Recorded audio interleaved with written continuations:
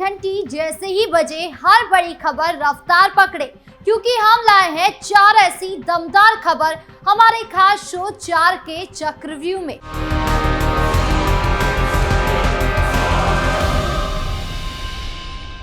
कभी रंगों में उलझा था ये प्रदेश, अब कानून का चलता है आदेश। शोर नहीं शांति की ही पहचान बनी है, कुर्सी नहीं सेवा अब काम बनी है। नमस्कार, कैपिटल टीवी उत्तर प्रदेश पर 4 का चक्रव्यूह देख रहे हैं आप।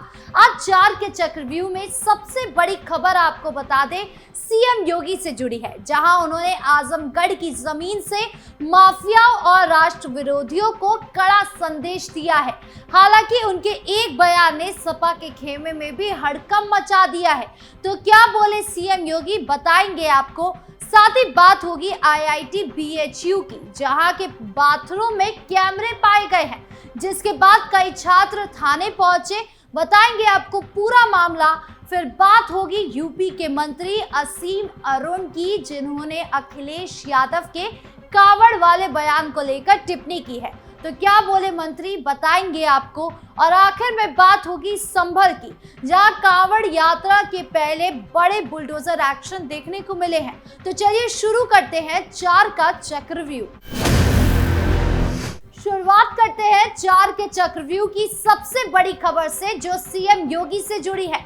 दरअसल मुख्यमंत्री योगी आदित्यनाथ ने जहां एक दिन में प्रदेश में 37 करोड़ पौधरोपण के विशिष्ट महाअभियान में 3 स्थानों पर खुद शामिल होकर इसे गतिमान किया, तो वहीं प्रदेश सरकार की योजनाओं पर सवाल उठाने वाले विपक्ष, खासकर समाजवादी पार्टी पर खासे आक्रामक रहे। उन्होंने पूर्ववर्ती सपा सरकार के कार्यकाल की कुछ योजनाओं के आंकड़े के साथ पोल खोली।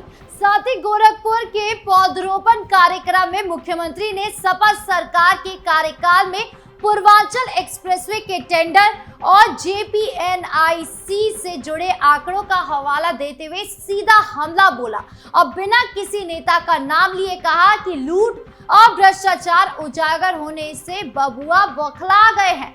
और क्या कुछ बोला नेता ने, सुनिए। ये डबल इंजन की सरकार विकास में विश्वास करती है, विभाजन में नहीं। विभाजन में नहीं। ये विभाजन करने वाले लोग वे हैं, बहन और भाइयों, जिन्होंने विकास तो परिवार का किया, लेकिन जाति के नाम पर, क्षेत्र के नाम पर, भाषा के नाम पर बांटने का पाप भी किया है। बांटने का पाप भी किया है। आपने देखा होगा कैसे कैसे नमूनों को ये लोग पालते थे, कैसे कैसे नमूनों को पालते थे। आजमगढ़ के सामने पहचान का संकट आ खड़ा हुआ था। प्रदेश के युवाओं के सामने पहचान का संकट आ खड़ा हुआ था। यहां का नौजवान पहचान के लिए मोहताज था, अपमानित होता था।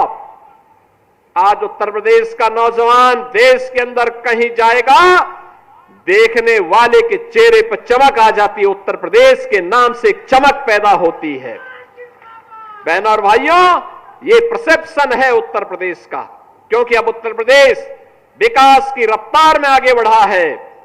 और आपने देखा होगा अभी समाज विरोधी और राष्ट्र विरोधी कार्रवाई में लिप्त तत्वों के खिलाफ कैसे कार्रवाई हो रही है। कल बलरामपुर में आपने देखा होगा एक जल्लाद को हम लोगों ने वहां पे भी गिरफ्तार किया है। यानी कुल मिलाकर सीएम योगी ने एक तीर से 2 निशाने लगाए।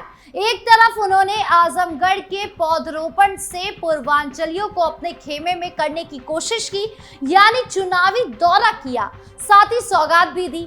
और वहीं दूसरी तरफ समाजवादी पार्टी के मुखिया और उनके कार्यकाल पर जमकर निशाना साधा। अब ये देखना दिलचस्प होगा कि सीएम योगी के बयानों पर सपा मुखिया अखिलेश यादव का क्या पलटवार सामने आता है। बढ़ते अगली खबर की ओर, जो आईआईटी बीएचयू से जुड़ी है, जहां के बाथरूम से कैमरे पाए गए हैं।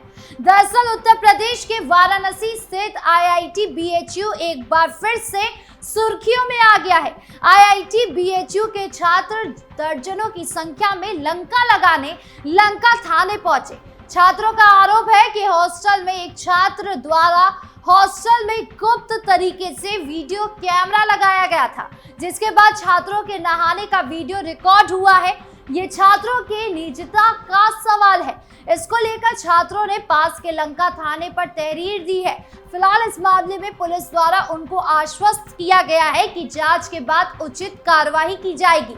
हालांकि जब इस मामले को लेकर मीडिया की टीम ने IIT BHU प्रशासन से बातचीत की, उन्होंने कहा कि ऐसी कोई घटना उनके संज्ञान में नहीं आई है। अगर छात्रों को ऐसी शिकायत है तो उनसे बात करके कुछ ही देर में ऑफिशियल बयान जारी किया जाएगा। छात्रों ने पुलिस को सौंपे के शिकायती पत्र में कहा कि हम आपको सूचित करना चाहते हैं कि IIT BHU में एक अत्यंत गंभीर और आपराधिक व्यवहार सामने आया है।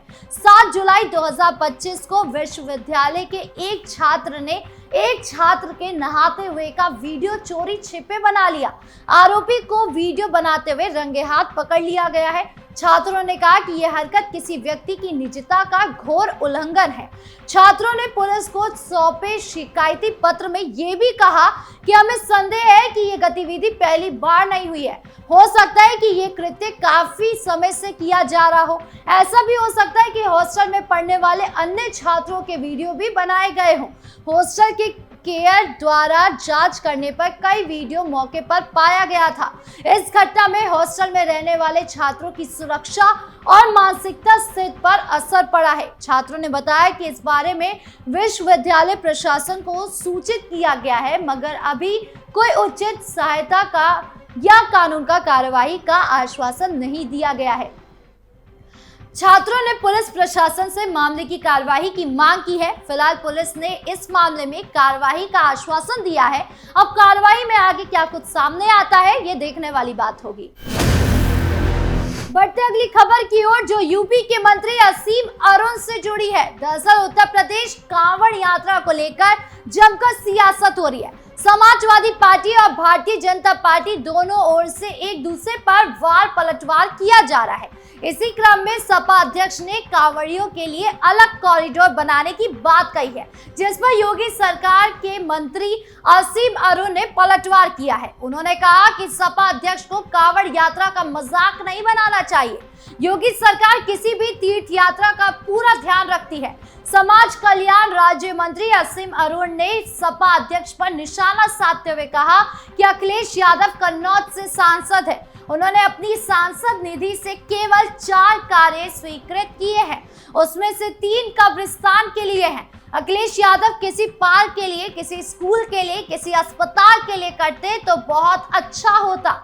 अखिलेश यादव को कांवड़ यात्रा का मजाक नहीं उड़ाना चाहिए, उन्हें भी इस काम के साथ आना चाहिए। असीम अरुण ने कहा कि योगी सरकार किसी भी तीर्थ यात्रा में सुविधाओं का ध्यान रखती है। कांवड़ यात्रा को दिक्कत ना हो, उसके लिए अच्छे रास्ते, मेडिकल की सुविधा की व्यवस्था की है। अखिलेश यादव कांवड़ यात्रियों का मजाक ना बनाए तो अच्छा है। बता दें कि अखिलेश यादव ने कांवड़ यात्रा को लेकर योगी सरकार पर हमला करते हुए कहा था कि सरकार अगर कांवड़ यात्रा के लिए इतनी ही संजीदा है तो अभी तक कांवड़ यात्रियों के लिए कोई ऐसा कॉरिडोर क्यों नहीं बनाया गया है, जिससे कांवड़ यात्री आराम से और सुरक्षित तरीके से अपनी इस धर्म यात्रा को पूरा कर सके। इसके साथ ही उन्होंने ये भी दावा किया कि जब सपा की सरकार आएगी तो कांवड़ियों के लिए अलग से कॉरिडोर बनाया जाएगा, जिसमें सभी तरह की व्यवस्थाएं दी जाएगी। खैर, योगी सरकार के मंत्री ने उनके बयान का पलटवार कर दिया है। अब सपा मुखिया अखिलेश यादव क्या बोलते हैं, ये देखने वाली बात होगी। बढ़ते 4 के चक्रव्यूह की आखिरी खबर की ओर, जो संभल से जुड़ी है। दरअसल उत्तर प्रदेश के संभल जिले में आगामी कांवड़ यात्रा को लेकर प्रशासनिक तैयारी तेज हो गई है। 11 जुलाई से शुरू होने वाली कांवड़ यात्रा से पहले प्रशासन ने यहां 3.5 किलोमीटर लंबे कांवड़ मार्ग को अतिक्रमण मुक्त करने के लिए बुलडोजर अभियान चलाया। यहां 200 से अधिक स्थानों पर अवैध अतिक्रमण चिन्हित किए गए हैं।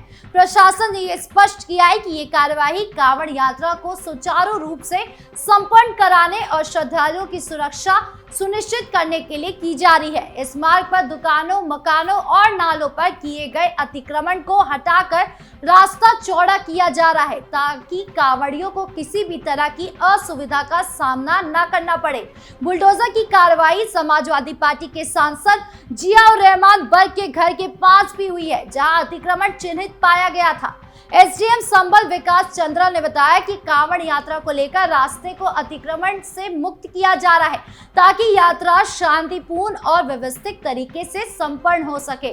प्रशासन की ओर से 3.5 किलोमीटर लंबे मार्ग पर 200 पॉइंट चिन्हित किए गए हैं और 19 स्थानों पर बुलडोजर चलाया जा रहा है। एसडीएम ने कहा कि कांवड़ यात्रा शुरू होनी है। यहाँ कांवड़ मार्ग पर अतिक्रमण करके रास्ते को काफी संकरा कर दिया गया है। इस अतिक्रमण को तहसील प्रशासन की टीम के द्वारा खाली कराया जा रहा है। किसी भी कांवड़ियों को कोई भी असुविधा ना हो, इसके लिए ये प्रयास किया जा रहा है। रास्ता पूरी तरह से चौड़ा रहे, जिससे कि कांवड़ियां आसानी से निकल सके। यानी कुल मिलाकर कांवड़ को लेकर पुलिस प्रशासन ने संभल में पूरी तैयारी कर ली है। अब कांवड़ यात्रा के दौरान संभल में क्या माहौल रहता है, ये देखने वाली बात होगी। बहरहाल 4 के चक्रव्यूह में इतना ही। नमस्कार।